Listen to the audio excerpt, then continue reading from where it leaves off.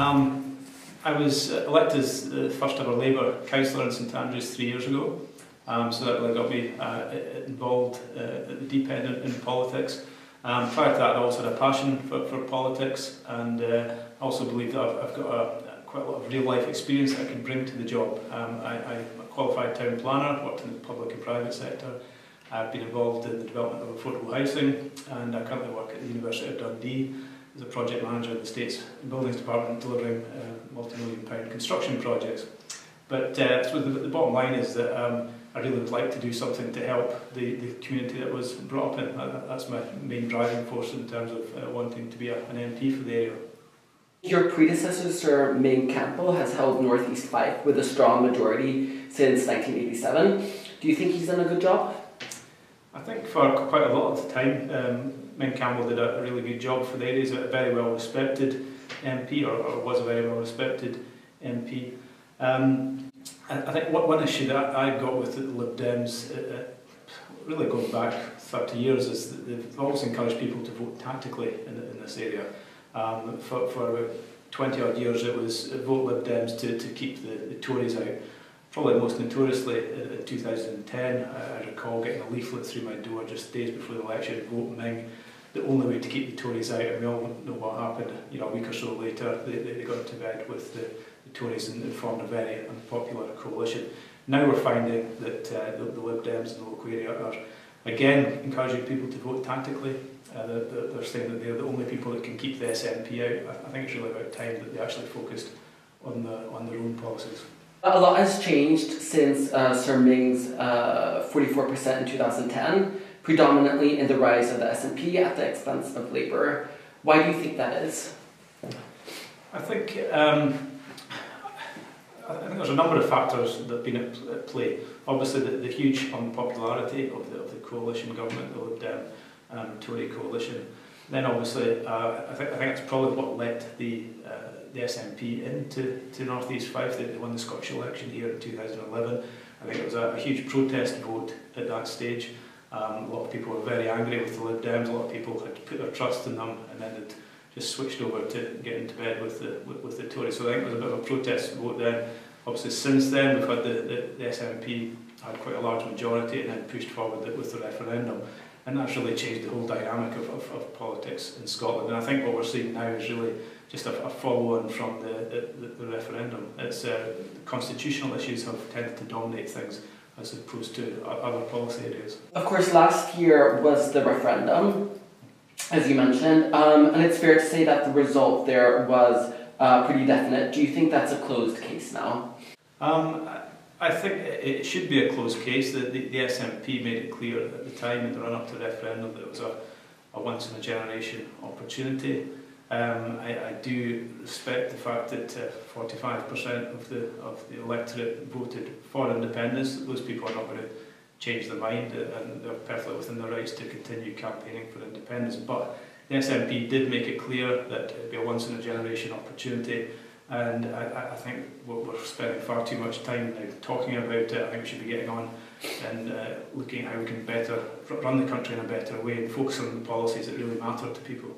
It was a huge turnout for the referendum, but in 2010 only 44% of 18 to 25-year-olds voted. Why do you think that is? I think back in 2010, politics definitely wasn't as interesting for the younger generation. I think the referendum really fired people up. I think the fact that 16-year-olds were given the vote has played a huge part in that. And now it's just politics has been in the news and the media just constantly. The whole dynamic of it has completely changed. In Scottish Labour's manifesto, you say you want to give 16 to 17-year-olds the vote. Mm-hmm. But if they're not at 18, why would they be there at 16 in terms of voting? Like, if they're not voting at age 18, why would they vote at 16? So are you suggesting that they're not voting at 18, right, so is there any point giving them the vote at 16? Right, like in reference to the referendum in 2010, yeah. The fact that so few 18-year-olds voted, sort of, I mean, obviously we had a referendum now, like Scottish independence, so, but do you think, you know, in light of what happened in 2010, do you think giving the vote to 16-year-olds, will that sort of encourage them to vote. I think the fact that there's been the referendum, it's engaged a huge amount of people. It was very exciting. It was such a huge, major decision for people in the country to make, and it's definitely been a good thing that's come out of it. It has engaged so many young people, and I think the fact that not so many of them voted back in 2010, I think that's really irrelevant now. We've seen now that people are engaged, and we've got to keep hold of them and keep them encouraged in politics. But you don't see a difference between sort of a referendum and a general election in terms of voter turnout? Yeah, I think that there is a definite difference. The turnout will not be, I'm pretty certain it will not be as high as the referendum, but there is talk of the turnout being still pretty high. I think it was even figures of 80% banded about. I think in North East Fife, 5 years ago, I think turnout was down about 64%, which was still quite good compared to other areas. But I think we are going to get a bigger turnout than we normally expect for a general election. So, what can you offer to young voters? Okay, I think one of the main things, particularly for students, is tuition fees. Obviously, the fees for Scottish students and EU students at the moment are free in Scotland, and Labour would continue that. We were the party that introduced free tuition back in 2000 in Scotland. As for English students, we'd be looking to cut the tuition fees in England from £9,000 to £6,000 a year. And one of the concerns I know of universities is that in Scotland is that they would potentially lose out on that £3,000, but Labour's got a policy of supplementing the loss of the £3,000 per student. So university funding in Scotland is safeguarded as well. A number of other issues I think that affect young people is Labour's policy to tackle 0 hours contracts. A lot of young people are in jobs with 0 hours contracts. Not a good position at all for those young people, and Labour's policy to stop that, or at least stop most of them, would definitely benefit young people. And I think probably the third thing I would point out is Labour's plans to increase the minimum wage and also extend the living wage. An awful lot of young people struggling right at the very bottom of the pay scale at the moment. I think that could make a huge difference to them.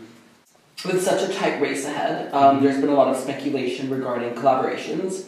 Would you be prepared to work in a coalition with the SNP?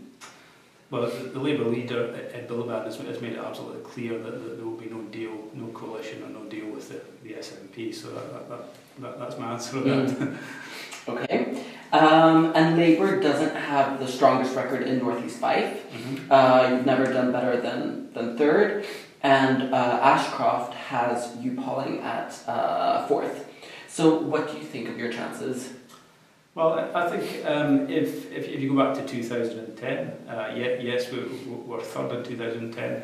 Ashcroft poll, well, the poll's a poll. I think Lord Ashcroft is a billionaire Tory peer. I think there's lots of question marks over the way that they actually conduct the polls.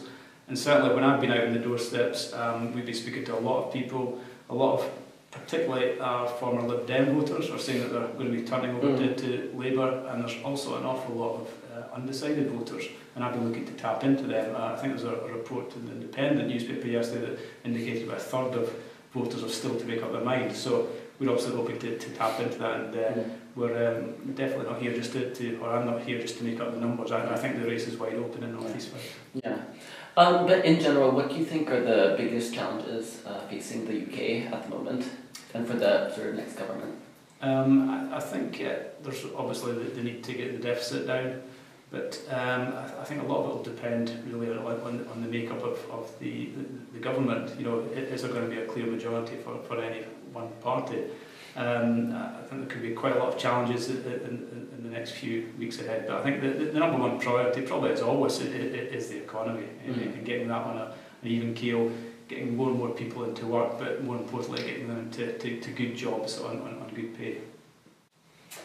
Okay, and finally, how are you approaching your campaign, and sort of are you getting people inspired, and what's your sort of strategy in terms of sort of reaching out to people?